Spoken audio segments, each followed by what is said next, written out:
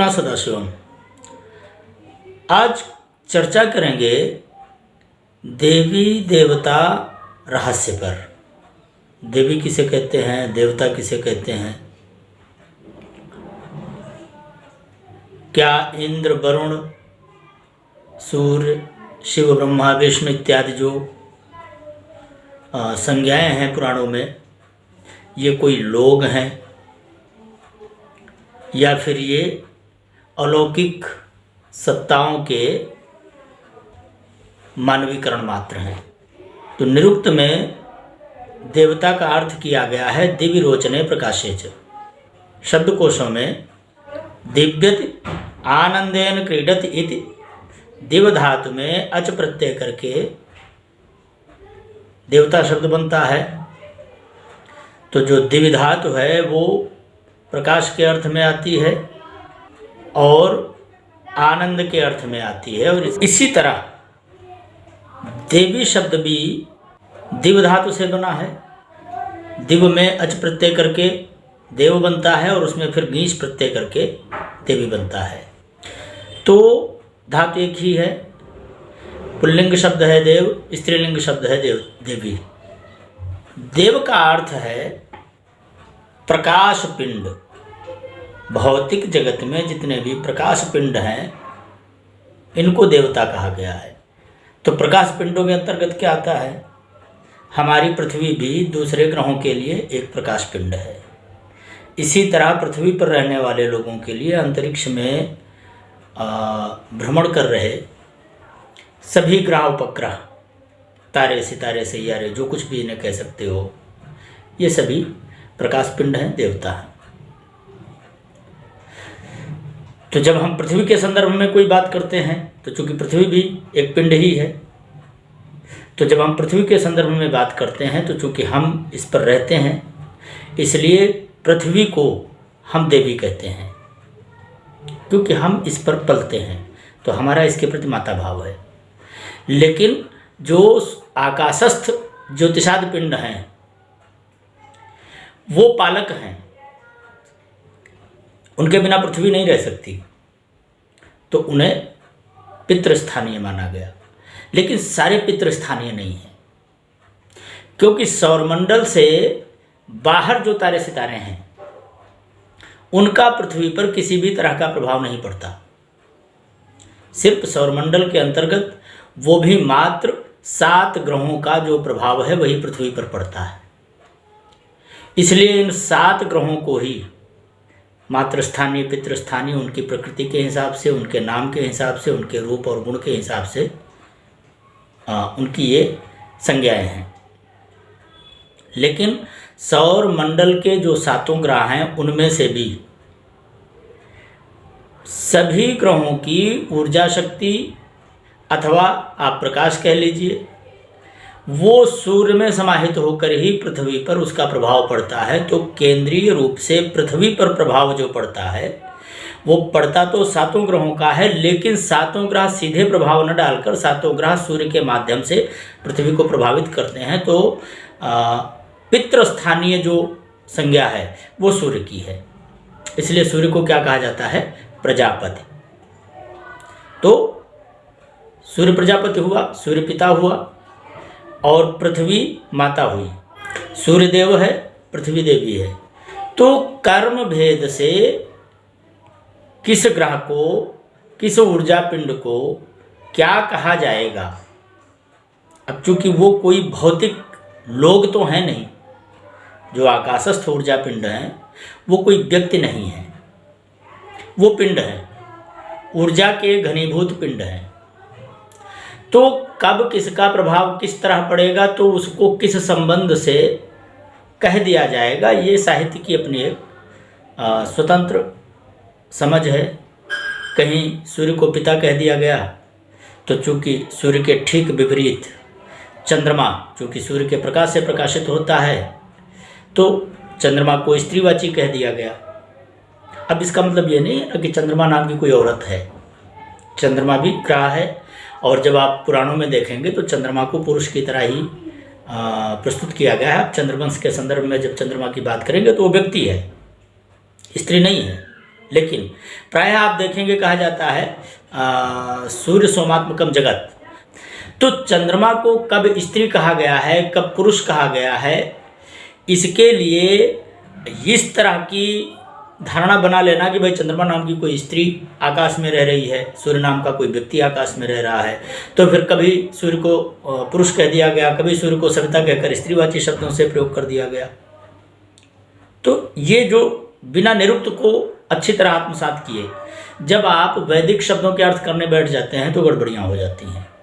ऐसे ही जब तक आप पुराण विद्या का प्रॉपर अध्ययन अच्छी तरह नहीं करेंगे, तब तक आप देवी और देवताओं की सत्ताओं के संदर्भ में हमेशा भ्रमित ही रहेंगे। तब आप यही कहते रहेंगे कि ब्रह्मा मुँह से सरस्वती कैसे पैदा हो गई, या ब्रह्मा ने सरस्वती से विवाह कैसे कर लिया। तो हमारा सिर्फ इतना उद्देश्य है इस वीडियो के माध्यम से बताना, चूँकि ये विमर्श इतना लंबा है कि भाई एक वीडियो में तो इसकी चर्चा की नहीं जा सकती, इसलिए क्रमबद्ध रूप से भागों में हम इस पर विमर्श करेंगे, इस पर चिंतन करेंगे। और आपसे निवेदन है कि आप इस विमर्श को अच्छी तरह आत्मसात करने के लिए प्रत्येक वीडियो को मनोयोग पूर्वक सुनें। इस वीडियो का सारांश सिर्फ इतना ही है कि जो पुराण में देवता शब्द आया है वो व्यक्तिवाची नहीं है, वो कोई भौतिक लोग नहीं हैं, वो प्रकृति की शक्तियाँ हैं। प्रकृति की शक्तियाँ भी दो तरह की, एक तो वो जो इस पृथ्वी पर स्थापित हैं, पृथ्वी का हिस्सा है। तो पृथ्वी का हिस्सा कौन? जैसे नदियाँ, पहाड़, जंगल, विभिन्न प्रकार के पेड़, कि जो हमसे कुछ लेते नहीं, बस सिर्फ देते हैं। तो देवता का मतलब हुआ जो निस्वार्थ भाव से दे देता है, वो स्वयं आपसे कोई अपेक्षा नहीं रखता।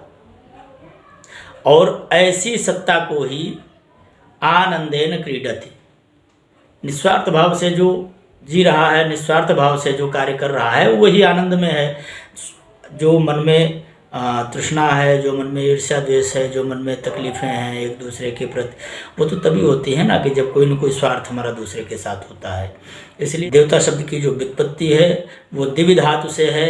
दिव्य धातु का जो कोशगत अर्थ है वो है दिव्यत आनंदेन क्रीडति वा, ये है दिव्य धातु का कोशगत अर्थ। तो एक तो जो प्रकाश पिंड है, और दूसरे जो सिर्फ आपको कुछ न कुछ देते हैं, प्रकृति को कुछ न कुछ देते हैं, प्रकृति को अपनी शक्ति से समृद्ध बनाते हैं, लेकिन वो वापसी में कुछ नहीं चाहते। तो जब देवताओं के निमित्त पूजन पाठ करने की बात आती है कि भाई फिर देवताओं की पूजा पाठ क्यों करें, या करेंगे तो इसका कोई फल होगा कि नहीं होगा।